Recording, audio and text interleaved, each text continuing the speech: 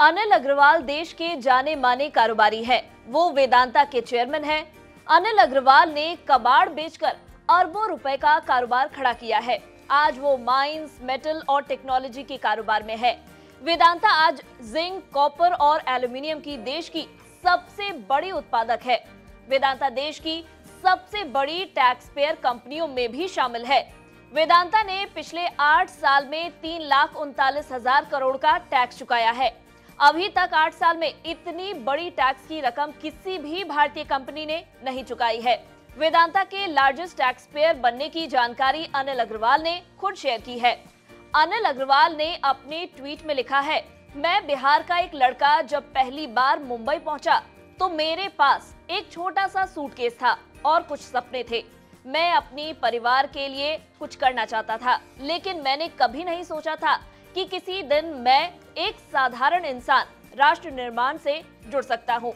हाल ही में मेरी टीम ने मुझे बताया कि पिछले 8 साल में वेदांता ने 3,39,000 करोड़ रुपए का टैक्स दिया है।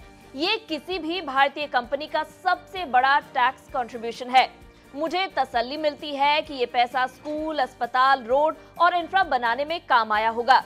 अनिल अग्रवाल टैक्स चुकाने में ही नहीं, दान देने में भी काफी आगे है। अनिल अग्रवाल अपनी संपत्ति का 75% हिस्सा दान कर चुके हैं। उनकी गिनती देश के टॉप दानवीरों में होती है। EdelGive Hurun India philanthropy list 2022 के मुताबिक देश के टॉप दानवीरों में अजीम प्रेमजी शामिल है। अजीम प्रेमजी ने 18,101 करोड़ रुपए की संपत्ति दान की है। दूसरे नंबर पर HCL के शिव नाडर है। वो 3,219 करोड़ की संपत्ति दान कर चुके हैं। मुकेश अंबानी तीसरे नंबर पर हैं। उन्होंने 1,446 करोड़ रुपए की संपत्ति दान की है। कुमार मंगलम बिरला ने 875 करोड़ की संपत्ति दान की है। अनिल अग्रवाल ने 510 करोड़ रुपए की संपत्ति दान की है। नंदन नीलेकणी ने 501 करोड़ की संपत्ति दान की है। वहीं गौतम अडानी ने 408 करोड़ रुपए की संपत्ति दान की है। ये आंकड़े सिर्फ पिछले 3 साल के हैं। इन आंकड़ों से साबित होता है कि अनिल अग्रवाल का नाम देश की टॉप 10 दानवीरों में आता है। अनिल अग्रवाल आज देश के युवाओं के लिए मिसाल बन चुके हैं।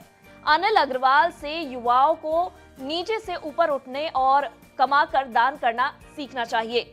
एक समय था कि अनिल अग्रवाल के पास कारोबार शुरू करने के पैसे भी नहीं थे, लेकिन उन्होंने हार नहीं मानी। बिहार से मुंबई आए और अपनी किस्मत बदल दी। साल 1970 में अनिल अग्रवाल ने मुंबई में स्क्रैप का कारोबार शुरू किया।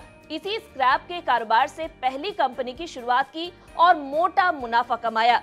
इसके बाद साल 1976 में अनिल अग्रवाल ने शमशेर स्टर्लिंग केबल को खरीदा। उस वक्त अनिल अग्रवाल के पास कर्मचारियों को देने तक के लिए पैसे नहीं थे।